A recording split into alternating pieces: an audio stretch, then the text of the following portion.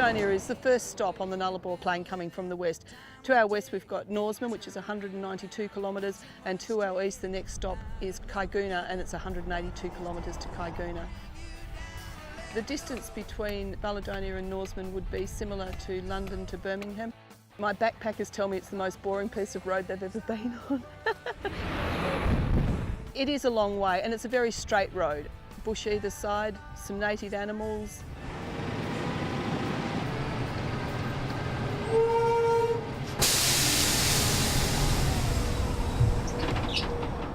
A roadhouse is a travel stop.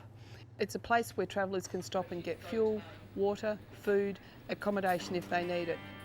A day in the Baladonia office starts at 5. Paperwork, people inquiries, telephone calls, helping the staff when we're really busy, doing food orders. We get about 400 cars a day stop here. It's often a long drive, 10 hours in the car, and they get here and they need to sleep. People need to rest. The truckies all get free showers and free coffee.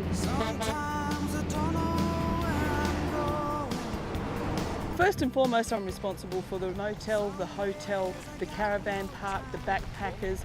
We also have an ambulance, which we're responsible for this 400 kilometres of road. People say, are you lonely out there? I say, what, with 450 people a day coming here? You can't be lonely. But it is tranquil, it is peaceful, it is beautiful. In the summer, it will reach 55 degrees Celsius. There's no traffic lights and you don't pay for parking in Baladonia.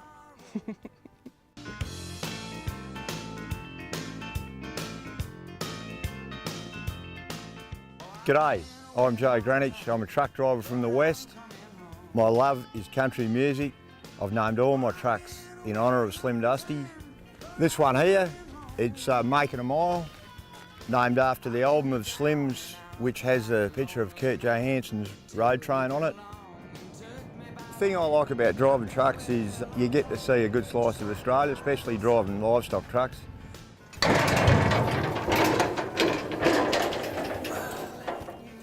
You load straight through here, but then with sheep, you drop all the decks down as you're coming back. And then you lower, this is a ramp as well, so you lower that one down and then load your second deck. Then you leave that empty, drop your ramp down and load all your top the same. I had 600 sheep on last night, but sometimes you might get 800 lambs on, smaller lambs. Where's that other dog? I don't know. Hey, PJ, here.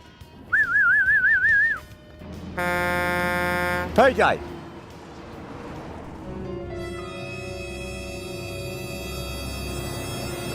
Baladonia is famous for the Skylab that crashed about 30 years ago now.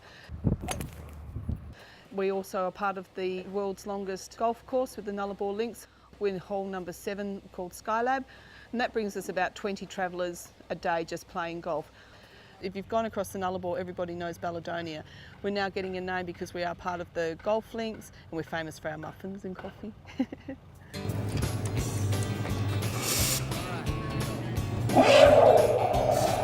I've been working here for 2 weeks now. This is the only cappuccino machine on the whole Nullarbor plain. Where are you from? I'm from Germany. So did you know how to make coffee before you started? Just at home, like instant coffee. What's the secret to a good cup of coffee on the Nullarbor plain? The secret is our coffee beans, and that we do it with love. Thank you. This is the Baladonia Big Breakfast. The funny thing is I've seen huge buffy truck drivers couldn't finish it, and the tiniest little Asian girls that do. Yeah. And that's weird. There's 2 bacon, 2 eggs, 2 sausages, a couple of bits of tomato, a couple of hash browns, some baked beans. This is Mitch, our resident kangaroo with her baby Charlie. Wombats that we find on the road, wedge-tailed eagles, and camels. Lots of camels out here. Oh, necessity. Must have a stubby hole to keep your beer cold. The secret of Baladonia Big Breakfast is making sure you're organised so that everything can just hit on the plate at one time, because otherwise you're going to end up with some of your meal half cold. You can see that? The vehicle that's just pulled in out there has filled up with petrol, and it's a diesel vehicle, and so we're going to have to get them down the back and drain all the fuel out, because that's big trouble for that vehicle. Ta-da! This is the biggest breakfast on the whole Nullarbor. There's everything you could want there. Meat, vegetable and dairy. At 5 o'clock, the bar is open. We had Heath Ledger's dad visit us about 2 Mondays ago. We had a guest last night who can write upside down and backward. So what did you write there? This is upside down.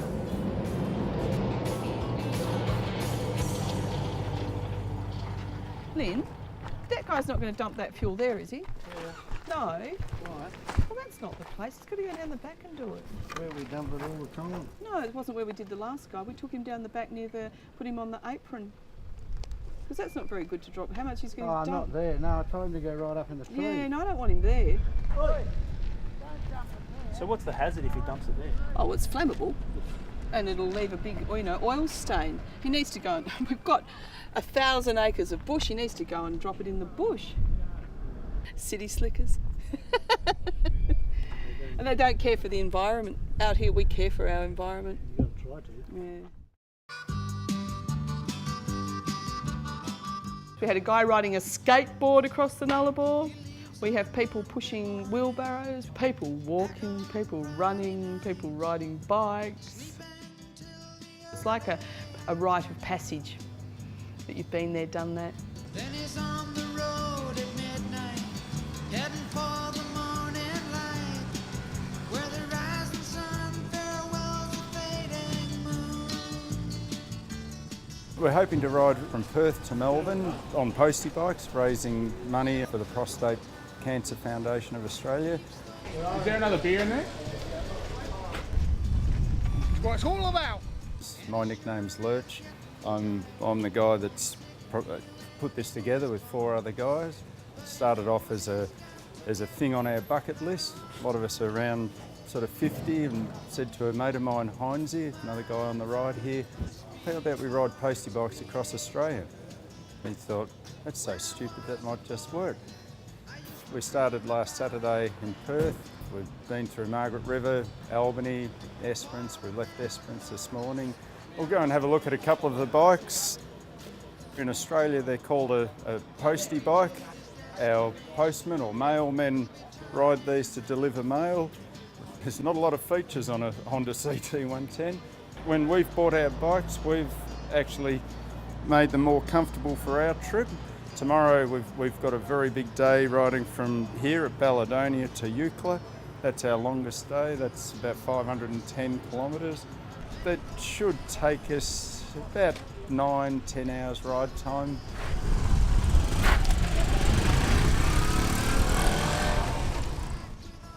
This is the museum. It was opened in 1999. So as you can see, the Skylab passed right over Balladonia and broke up, and lots of pieces fell down to earth, and we have 2 real pieces of Skylab here. This was a wiring loom, and this one's a insulation. So yeah, that's a piece of Skylab. We also had the Red X car rally come through here in 1953, one of the original cars from the Red X.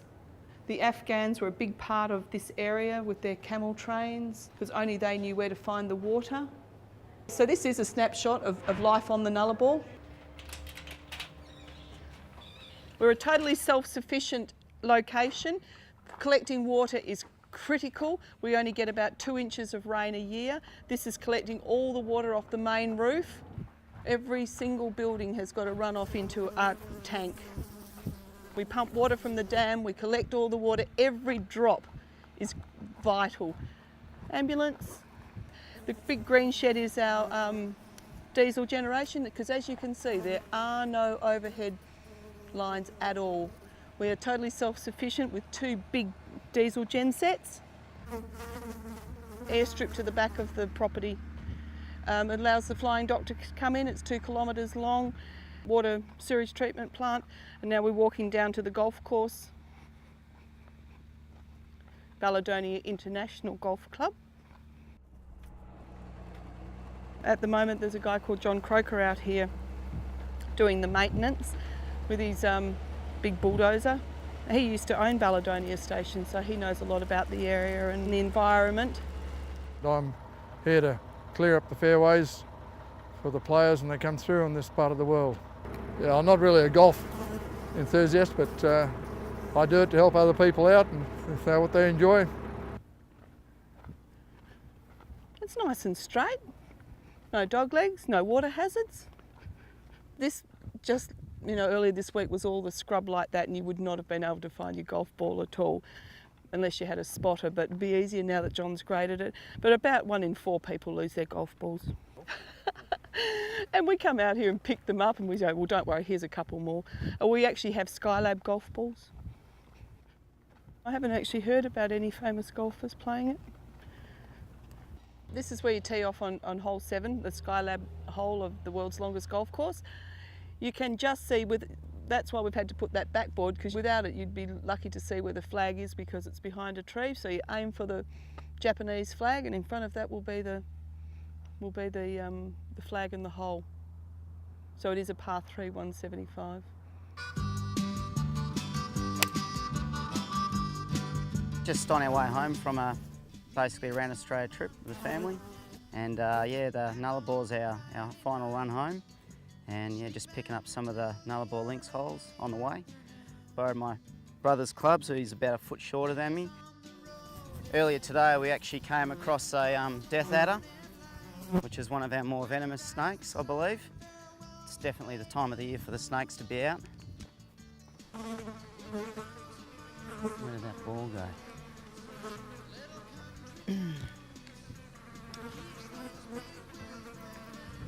This is typical Baladonia weather. It's that hot the flies are all hiding in the shade as well. There's definitely one in here. Starts in Kalgoorlie. There are 3 holes in Kalgoorlie. Hole 6 is at Fraser Range, which is 100 kilometres to the west of us, and hole 8 will be at Kaiguna, which is another 182 kilometres to the east. I think this is a bit more like a giant bunker somehow.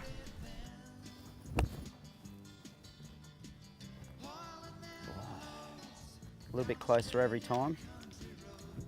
You come to the Skylab hole, you play the hole, then you have a drink, take a rest, get in your car, drive another 180 kilometres, which is the similar from Pennsylvania to New York sort of distance, and then you play the next hole. Could take you a good week to play this golf course. It's certainly not going to be a world record score, especially with shots like that.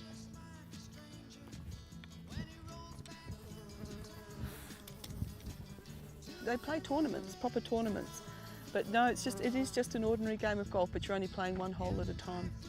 So you just play your hole, you get back in your car and drive. Instead of getting into your caddy, you get in your car and drive another 180 kilometres to play the next hole.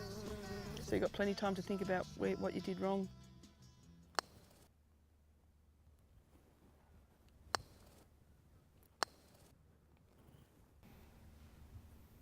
But see how quiet it is?